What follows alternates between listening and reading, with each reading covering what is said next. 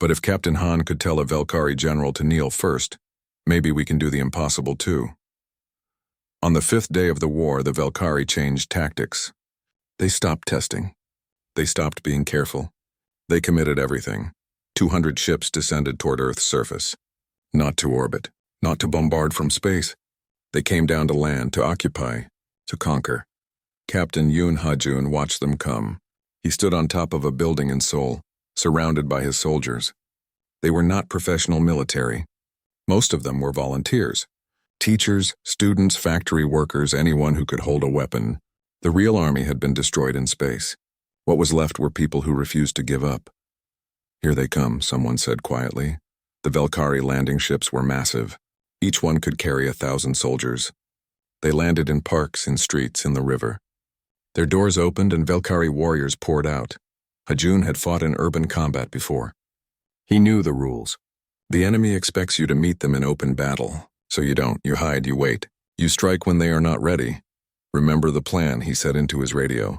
Let them spread out. Let them think they have won. Then we hit them. The Velkari moved through Seoul like they owned it. Their armor protected them from small arms fire. Their weapons could level buildings. They walked in formation, perfect and precise, just like their ships. Ha-jun waited until they were 3 blocks into the city. Then he gave the signal. The street beneath the Velkari column exploded. Humans had spent 2 days planting bombs in the sewers and buildings everywhere.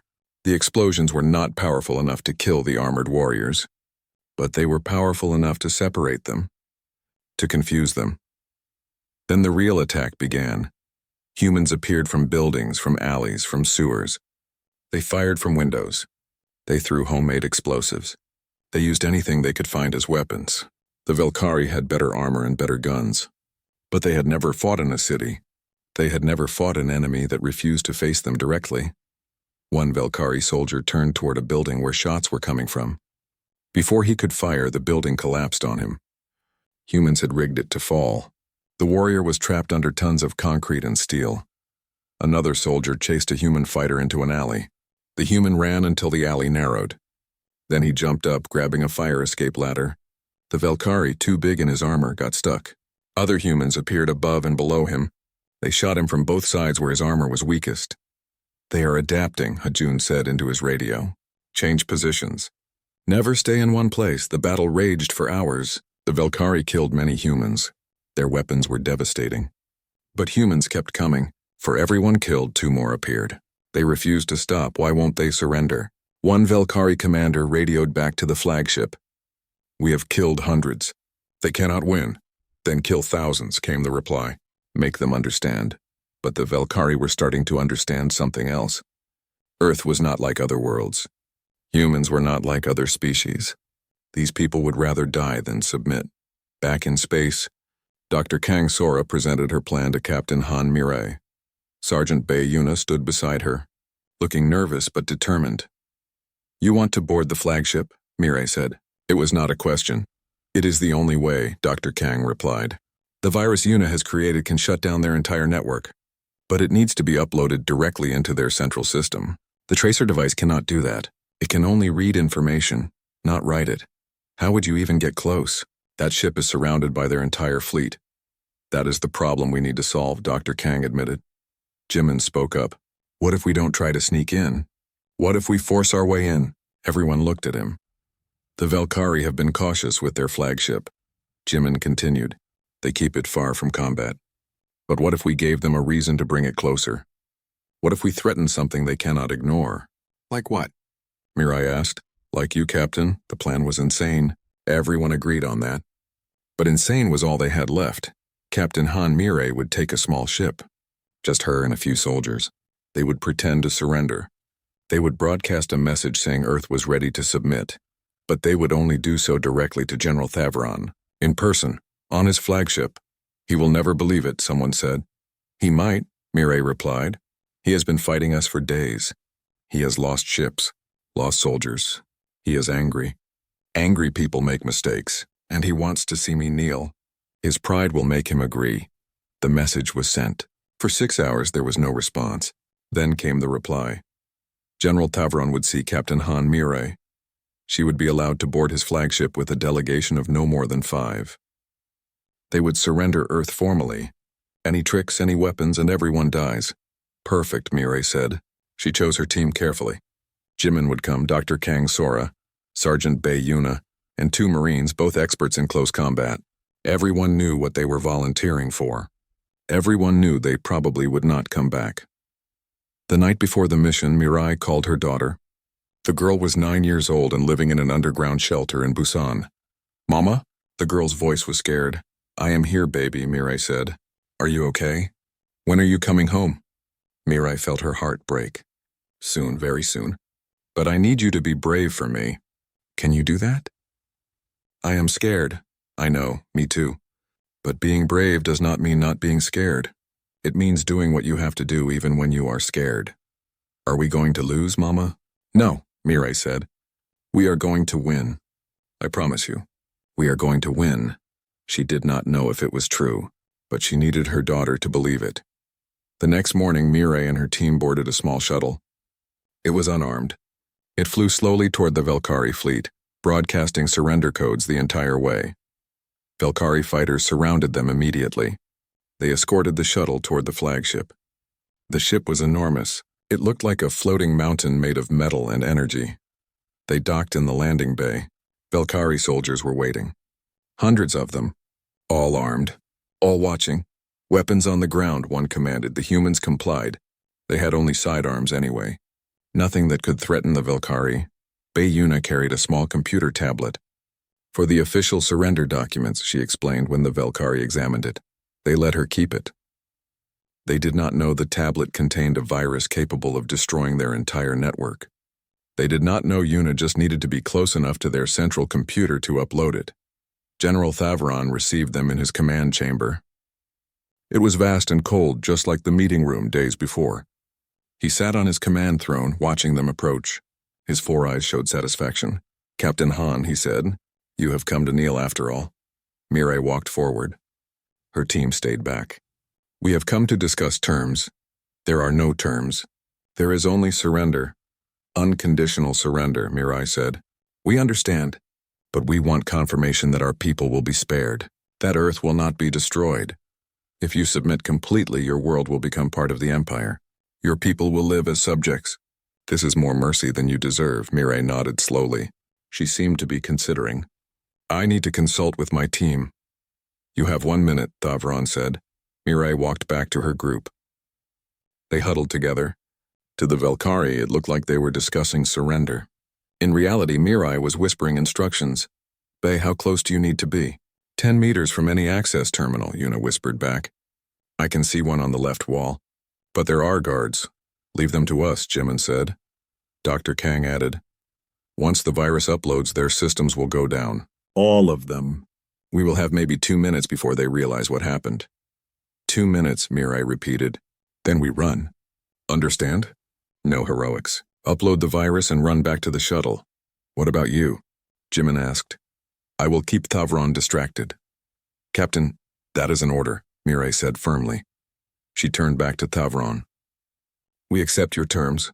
Earth surrenders to the Valkyrie Empire. Thavron stood up. Finally, wisdom. Now kneel, Captain. Show your people how it is done. Mirai walked forward. She stopped right in front of him. You want me to kneel? It is required, Thavron said. For the official record. Behind them, Yuna was moving slowly toward the wall terminal. The guards were watching Mirai, not her. Jimin and the Marines positioned themselves between Yuna and the nearest guards. I will kneel, Mirai said. But first answer me one question. What? In all your conquests and all your victories, did you ever stop to think if maybe you were wrong? Thavron looked confused. Wrong about what? About everything, Mirai said. About power. About control. About what makes a species strong. Strength makes a species strong. This is obvious. No, Mirai said. Choice makes a species strong. Freedom makes a species strong, and you have taken that from 47 civilizations. They chose to submit. They chose not to die. That is not the same thing. Behind them, Yuna reached the terminal. She plugged her tablet in. The upload began. 30 seconds, enough talking, Thavron said. Kneel now or your surrender is void, Mirai smiled. You know what? I changed my mind. Tavron's eyes widened. What? I said we surrender. I lied. The terminal beeped. Upload complete. Una grabbed her tablet and ran. Every light in the command chamber went out. Every screen went dark. Every system stopped working. The virus was active. What is happening? Thavron shouted. His guards ran toward the terminal bay. The attack came exactly 72 hours after the ultimatum. The Velkari kept their word about that at least. Commander Choi Minho was in his fighter when the first shots were fired. He was 26 years old and had been flying combat missions since he was 20. He was good at it. Some said the best. He said he was just lucky. All wings, this is command. Mirai's voice came through every pilot's headset. They are coming. Stay in formation. Wait for my signal. Minho watched his screens. The Velkari fleet was moving. Not all of it. Just 50 ships. They broke formation and began descending toward Earth. Toward Luna Station. Toward every human defense position. They are testing us. Jimin's voice came through the command channel. Seeing what we can do. Let them learn the hard way, Mirai replied. All stations weapons free. All fighters engage at will. Minho grinned. Finally. You heard the captain. Let's give them hell. His fighter squadron dropped from Luna Station like falling stars. 36 ships. Small, fast, armed with missiles and railguns. Nothing fancy. Just human engineering and human courage. The Velkari ships fired first. Their energy weapons cut through space, bright and terrible. They moved in perfect formation. Their AI systems calculating every angle, every trajectory. 3 human fighters exploded before they could even fire back. Break and scatter, Minho shouted. Don't let them target you! The squadron split apart. The Velkari weapons were powerful, but they fired in predictable patterns. If you moved randomly, if you refused to fly in formation, the AI had trouble tracking you. Minho dove under a Velkari cruiser. He fired his railgun directly into its belly. The projectiles hit the shields and bounced off. No damage. Shields are too strong, someone yelled over the radio. Then don't shoot the shields, Minho replied. He banked hard, circling around the cruiser. Every ship had weak points, engines, sensor arrays, docking ports, places where shields couldn't cover completely. He found what he was looking for, a small gap near the engine housing. He fired 3 missiles. 2 hit the shields. 1 slipped through the gap and detonated inside the engine chamber. The Velkari cruiser shuddered. It did not explode, but it stopped moving. Its shields flickered and died. That's it, Minho shouted. Forget the shields. Target the weak points. Engine sensors anywhere the shields are thin. Other fighters copied his tactics. They swarmed the Velkari ships like insects attacking giants. Most of their shots did nothing. But some found gaps. Some found weak spots. Slowly, damage accumulated. On Luna Station, Mirai watched the battle on multiple screens. Earth's orbital defenses were firing now. Missiles, railguns, laser batteries. Everything humanity had built over the last 50 years. The Velkari shields absorbed most of it, but not all. Their shields regenerate fast, Jimin observed. We damage them, but they repair almost instantly. Then we need to damage them faster than they can repair, Mirai said. Order all platforms to focus fire. Don't spread out shots. Concentrate everything on one ship at a time. The command went out. Every defense station targeted the same Velkari cruiser. Hundreds of projectiles hit the same shield point. The shield held, then flickered, then failed. Without shields, the Velkari ship was vulnerable. Earth's weapons tore into it. The cruiser tried to retreat, but it was too late. It broke apart in a flash of light, the first Velkari ship humanity ever destroyed. 1 down, Mirai said quietly. 646 to go. But the Velkari were learning too.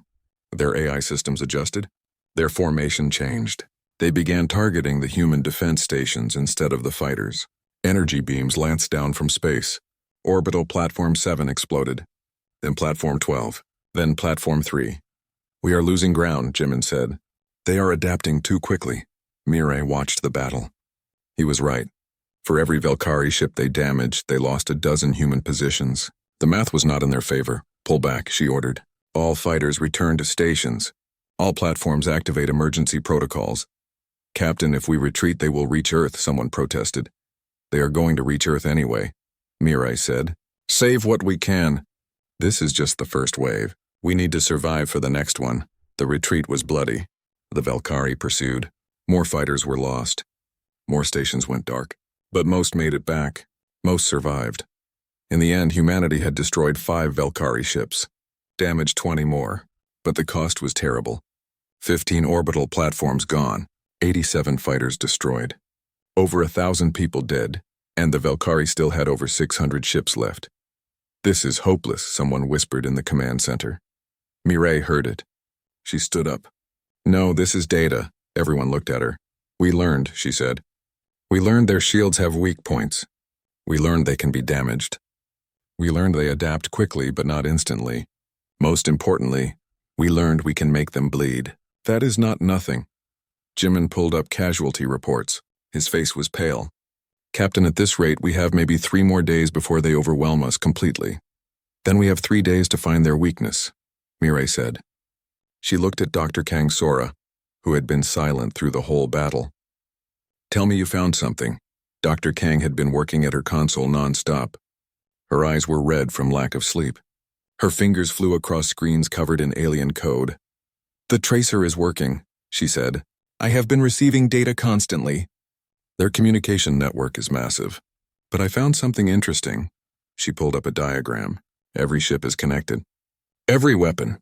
Every shield. Everything coordinates through their central AI. But there is a command hierarchy. "Meaning?" Mireille asked.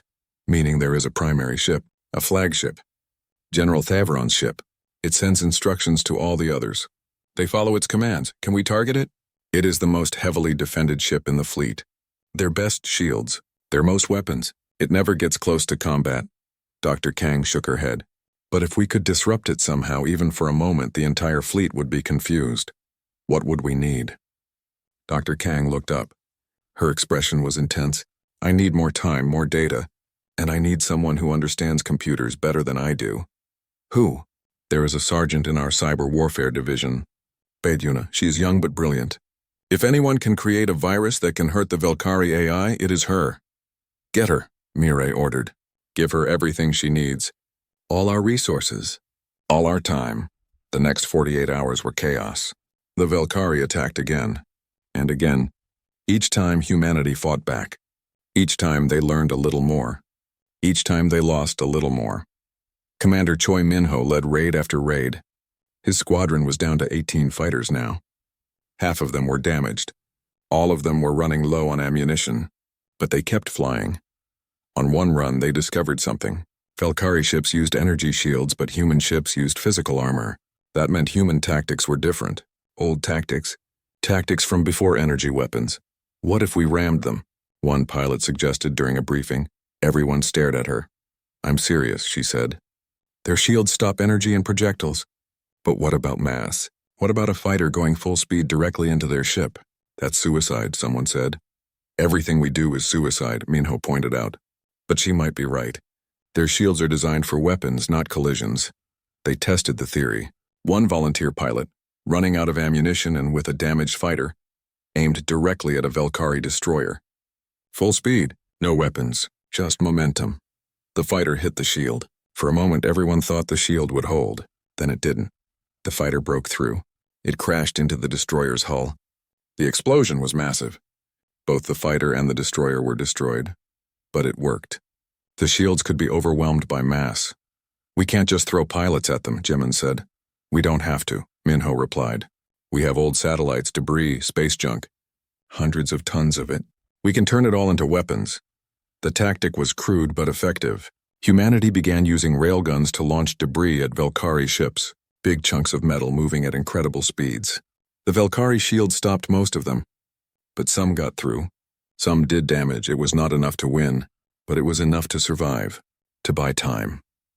In her lab deep in Luna Station, Dr. Kang Sora worked alongside Sergeant Bae Yuna. Yuna was only 23, but she had been hacking systems since she was 12. She looked at Valkyrie code the way a mechanic looks at an engine.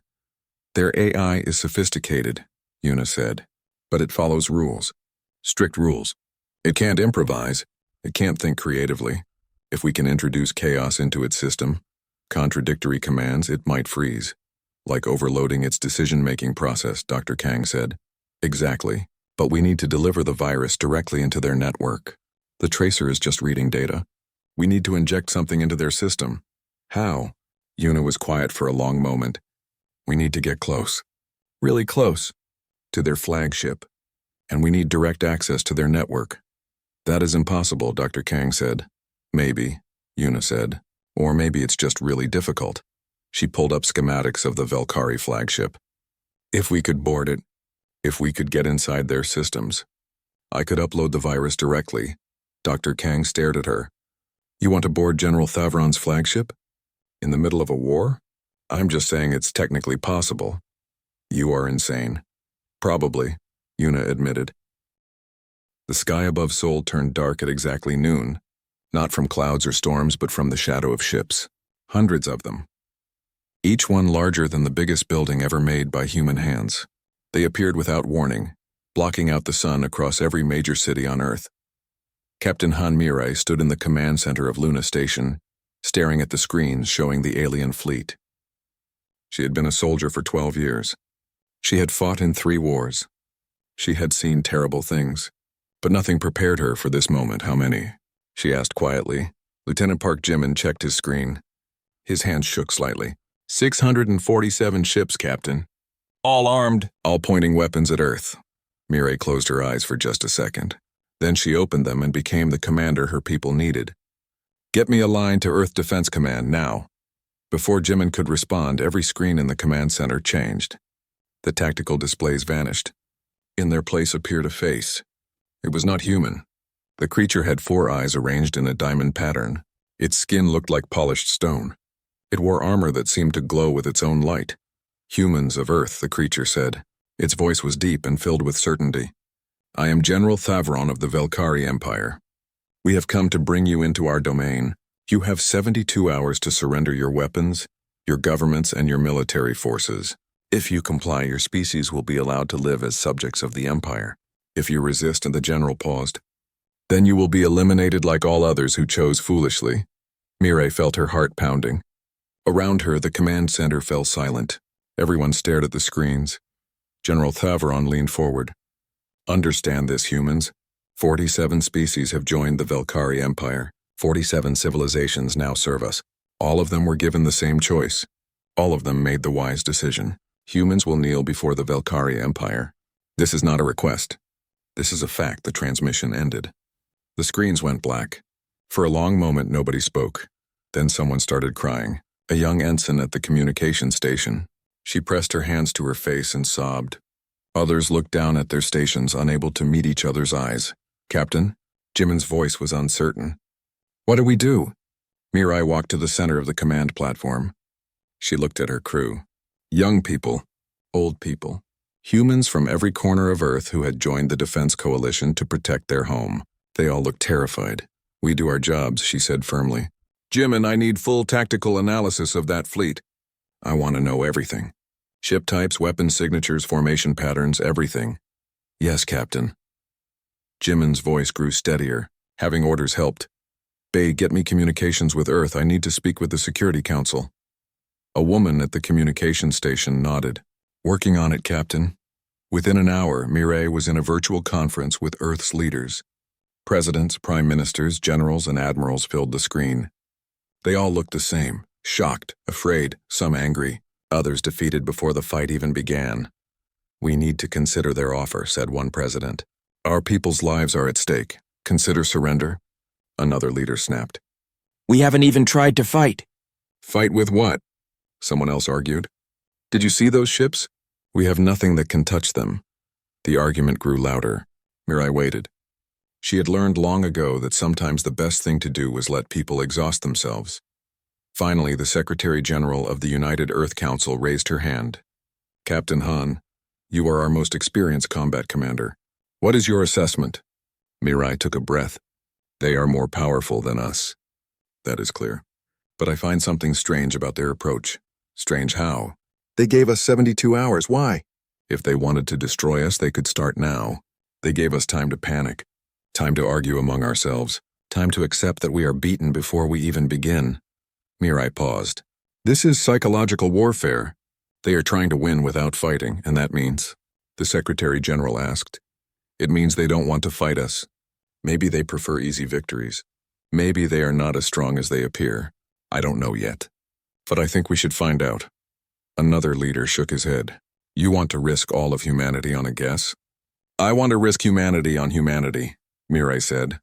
Every person on Earth has the right to fight for their freedom. If we surrender without even trying, what are we? What do we tell our children? That we gave up? That we knelt because someone told us to? The conference fell quiet. I request permission to contact General Thavron, Mirai continued. I want to meet him face to face. I want to see what kind of enemy we are facing. After more discussion, permission was granted. It took another day to arrange, but finally, a message came from the Velkari fleet. They would allow a meeting. Neutral space. Small delegations only. Mirai chose her team carefully. Jimin would come as her military advisor. Ambassador Lee Yuna would handle diplomatic protocol. Dr. Kang Sora, Earth's leading expert on alien technology, would observe everything and look for weaknesses. Are you sure about this, Captain? Dr. Kang asked as they prepared to depart. She was a small woman with sharp eyes and gray hair pulled back tightly. Walking into their hands? I need to look him in the eye, Mirai said. I need to understand who we're dealing with. The shuttle ride to the neutral station took 3 hours. It was an old trading post built decades ago when humanity first reached beyond the solar system. Now it served as the meeting place between Earth and Empire. Velkari soldiers met them at the airlock. They were tall, at least 7 feet. Their armor made them look even larger. They carried weapons that hummed with power. They did not speak.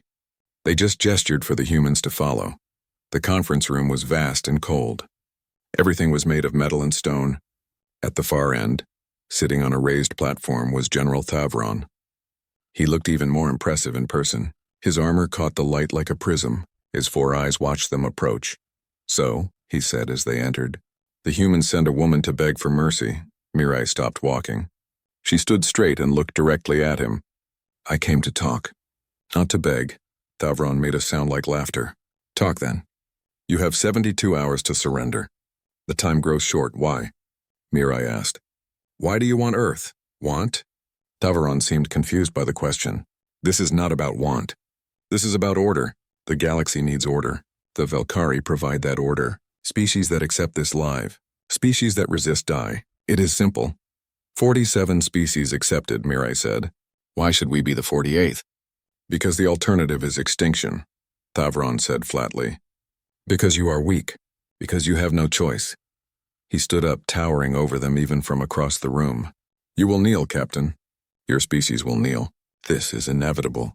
Mirai felt something inside her harden. She thought of Earth, of the billions of people looking up at the sky, terrified, of children asking their parents if they were going to die, of everyone waiting to see what humanity would choose. She took 3 steps forward. Jimin hissed her name, warning her not to get closer. She ignored him. General, she said clearly, if kneeling is the way of civilized species, then show us how it is done. She paused. Kneel first. The room went absolutely silent. For 5 full seconds, nobody moved. Nobody breathed. The Velkari guards reached for their weapons but did not draw them. They seemed unsure. This had never happened before. General Thavron's 4 eyes widened. All of them. His mouth opened but no sound came out at first. Then his face changed. The stone-like skin somehow showed anger. Pure rage. What did you say? His voice was quiet now, dangerous. Mirai did not step back. She kept her eyes on him. I said, if we must kneel, show us how. Lead by example. Kneel first.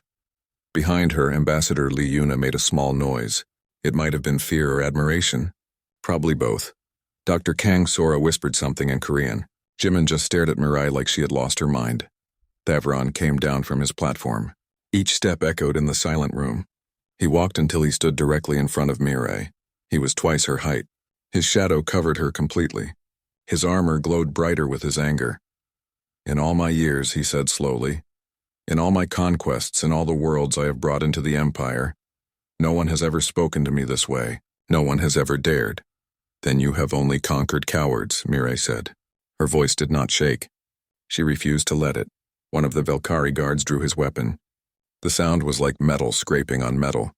Jimin immediately moved to stand beside Mirai, his hand on his sidearm. The other guards raised their weapons too. The room filled with the hum of alien technology powering up. Wait, Thavron raised one hand. His guards froze. He looked down at Mirai with something like curiosity now. You are either incredibly brave or incredibly stupid. Maybe both, Mirai admitted. But I am not here to kneel. None of us are. Then you choose death.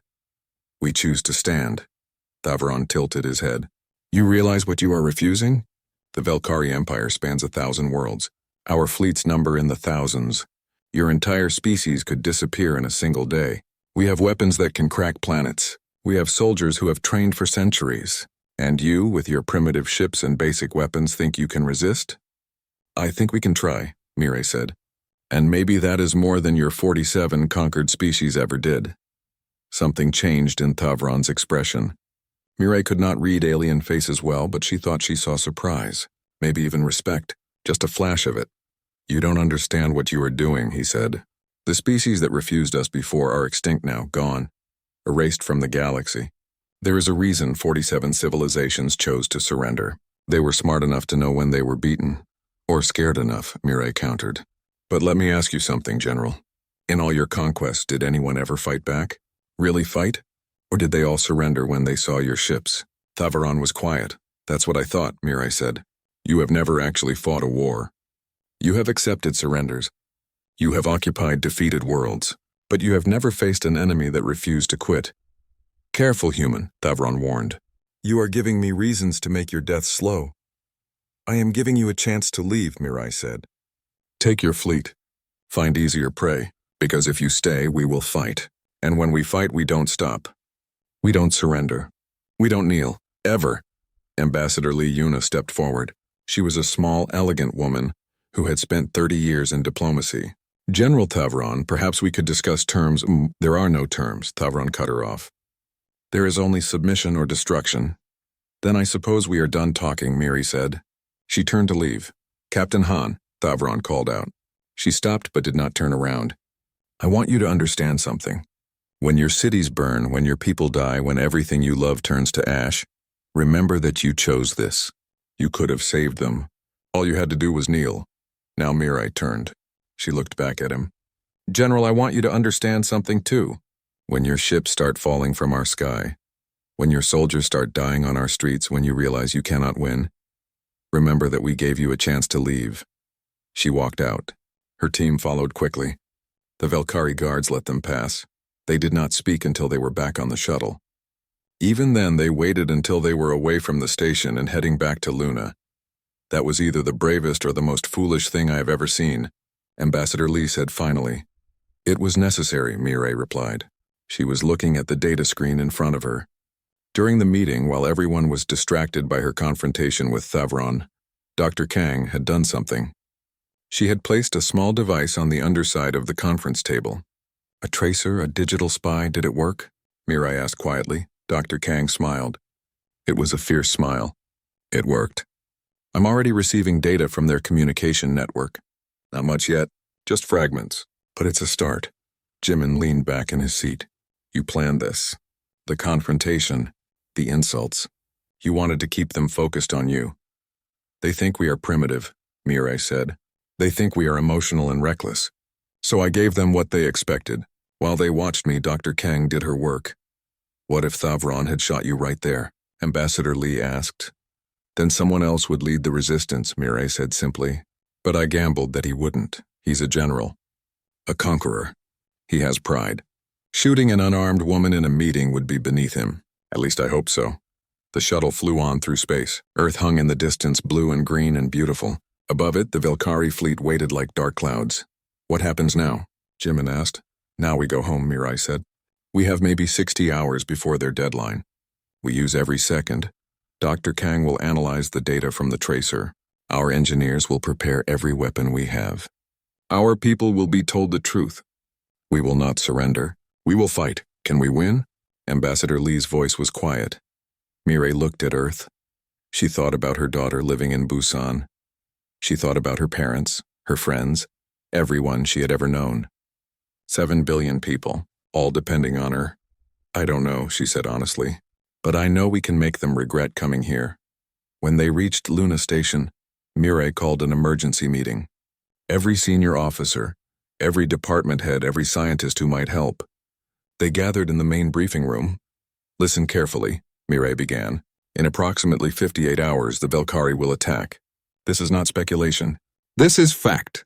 General Thavron has made it clear. Surrender or die. We have chosen neither. She pulled up images on the screen. Velkari ships. Velkari weapons. Everything they had observed. They are more advanced than us. Stronger than us. More experienced than us. But they have a weakness. They have never fought anyone who refused to give up. Every species they conquered saw their fleet and surrendered immediately. They expect easy victories. Dr. Kang stood up. I have preliminary data from the tracer I planted. The Velkari rely heavily on artificial intelligence for their ships. Their targeting systems, navigation, shields, everything is connected through a central network. This gives them incredible coordination. But, Mirai prompted. But it also means if we can disrupt that network, we can disrupt everything. Their strength is also their weakness. How do we disrupt it? Someone asked. I don't know yet, Dr. Kang admitted. I need time, more data. But it's possible. I know it's possible. Mirai nodded. Then that becomes our priority. In the meantime, we prepare for conventional warfare. Every ship we have will be armed. Every station will be defended. And we need to send a message. To who? Jimin asked. To everyone, Mirai said. The Velkari have conquered 47 species. Those species are still alive, still watching. If we fight back, if we show that the Velkari can be resisted, maybe others will find courage too. That night, Mirai recorded a message. It was broadcast on every frequency humanity knew. It was sent to every corner of explored space. It was a simple message. This is Captain Han Mirai of Earth. The Velkari Empire has demanded our surrender. We have refused. In less than 3 days, they will attack. We will fight. Not because we think we can win, not because we are foolish, but because some things are worth fighting for. Freedom is worth fighting for. Dignity is worth fighting for. If you are watching this, if you are a slave to the Velkari Empire, know that humans don't kneel. We stand, and maybe someday you can stand too. The message spread across the galaxy. Some ignored it. Some laughed at it. But some in secret places in occupied worlds listened and hoped. The Velkari flagship went dark. Every system failed at once: navigation, weapons, shields, life support. Everything controlled by the central AI stopped responding. Then the failure spread. The virus was designed to jump from ship to ship through the Velkari network. Within seconds, it reached 10 ships. Within minutes, 50. Within an hour, every Velkari vessel in the fleet was infected. 600 ships hung dead in space. Captain Han Mirai ran through the dark corridors of the flagship. Emergency lights flickered on. Powered by backup systems the virus had not reached yet. Behind her, she heard Velkari soldiers shouting in confusion. This way, Jimin shouted. He had memorized the path back to the landing bay. They turned a corner and found 3 Velkari guards blocking the corridor. Without their powered armor systems, the guards were slower. The human Marines hit them hard and fast. It was not a fair fight. It did not need to be. Dr. Kang Sora was breathing hard. She was not young anymore, and running in low gravity was difficult. Bei Yuna stayed close to her, helping her move. Almost there, Mirai said. She could see the landing bay ahead. More guards appeared. These ones had weapons. They fired, but their targeting systems were offline. The shots went wide. Humans fired back. 2 guards fell. They reached the shuttle. Mirai counted heads. Everyone was there, alive. Go, she shouted to the pilot. The shuttle launched. Outside the Velkari fleet was chaos. Ships drifted without power. Some collided with each other. Others tried to activate manual systems, but few Velkari knew how. They had relied on AI for so long that manual operation was a forgotten skill.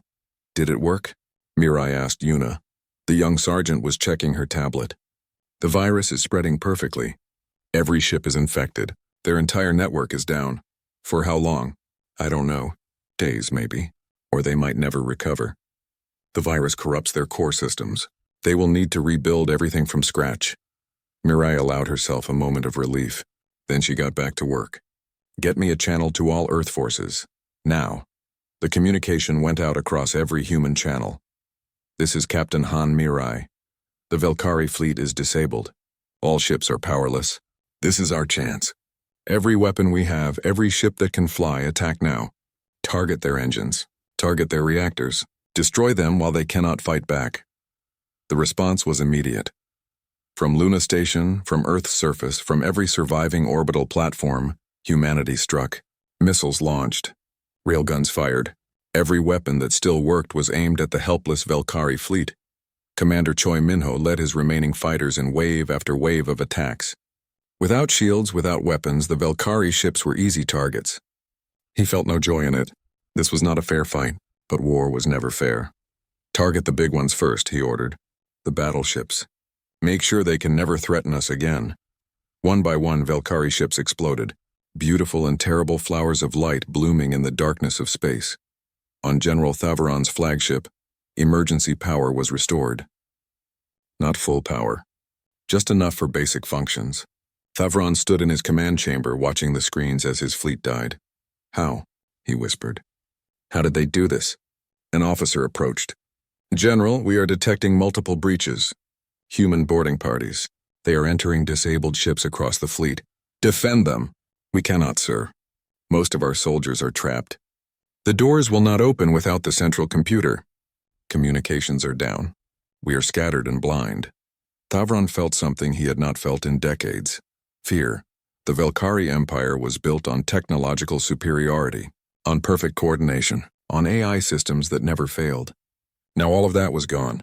They were just soldiers alone in dead ships. Get me manual control, he ordered. Weapons, shields, anything. We are trying, sir, but it will take hours. We don't have hours. Outside, human ships swarmed the flagship.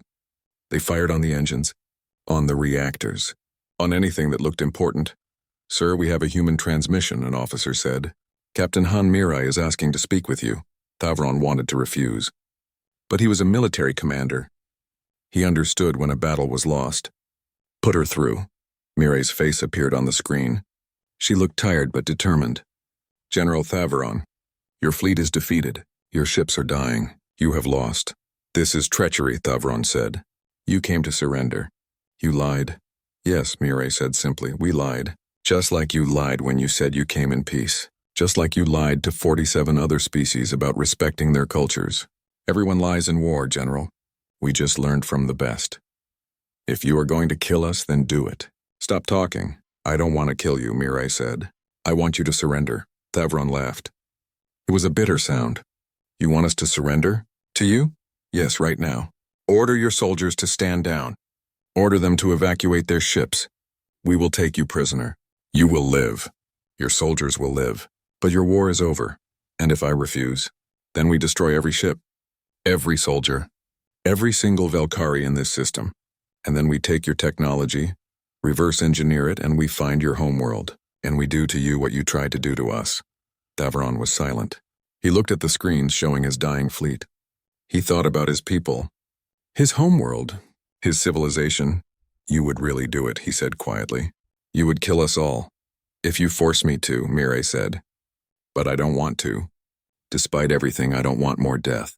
So I am giving you a choice. The choice you never gave us. Surrender or die. Thavaron closed his 4 eyes. He thought about his empire. His conquests. His pride. It all seemed so empty now. What guarantee do I have that you will honor your word? The same guarantee we had when we refused to surrender, Mirai said. None. You have to trust that humans value mercy more than revenge. That is not much of a guarantee. It is all I can offer. But think about this, General. You came here believing we would kneel. We proved you wrong. Maybe you should consider that you are wrong about other things too. The command chamber was silent. Every Velkari officer watched their general, waiting. Outside, the battle continued. More ships exploded. Finally, Thavaron spoke. I have one condition. What? I will give the order to surrender, but only if you come here, to this ship in person. I will not kneel to a voice on a screen. Mirai was quiet for a moment. You want to kill me.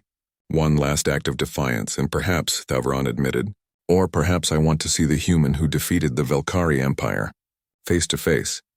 If I come there and you kill me, my people will destroy every single Velkari. You know this? Yes, I know. Then why risk it? Because I need to understand, Thavaron said.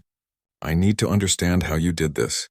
How a species we thought primitive defeated us. I need to see you with my own eyes, Mirai considered. It was obviously a trap, obviously dangerous. But if she refused, the battle would continue. More people would die, both human and Velkari. I will come, she said finally, but not alone.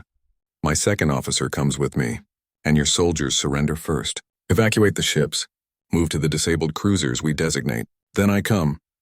Agreed, Thavron said. Over the next 3 hours, Velkari soldiers evacuated their ships. They moved in small groups unarmed, to specific vessels that humanity had surrounded. It was humiliating for them. Warriors of the great empire retreating like defeated animals. But they did it, because their general ordered them to. When the evacuation was complete, Mireille took a shuttle to the flagship again.